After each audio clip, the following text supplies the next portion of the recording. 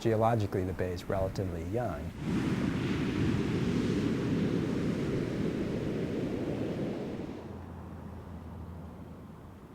The seas have been rising for the past 10,000 years or so naturally, even before global climate change. The seas have been rising as the glaciers melted, and at a certain point they started to flow into this low-lying area called San Francisco Bay.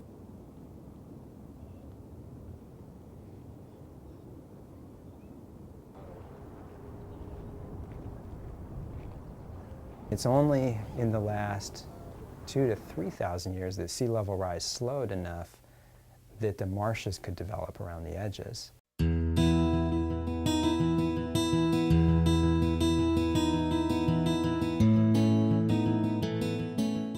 The marshlands are these somewhat wet, partially aquatic and partially terrestrial. They're in between land and water, so they get covered by the higher tides.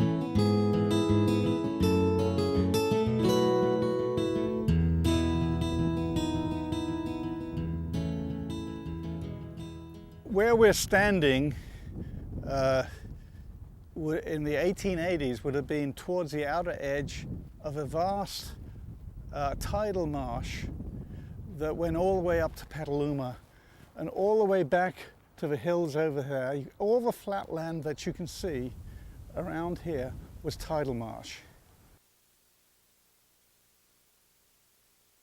But these were the extensive tidal marsh systems that supported a huge variety of species and a huge abundance of species.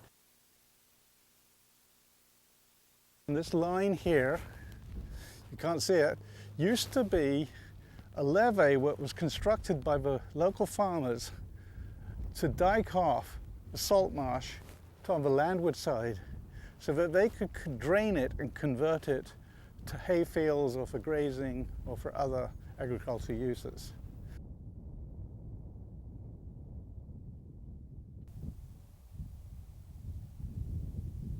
The history of San Francisco Bay is very similar to estuaries around the country and also around the world, which is that the flat marshland around the perimeter of the estuary is very attractive, very easy to dike off and to use for farmland or for salt ponds or for development.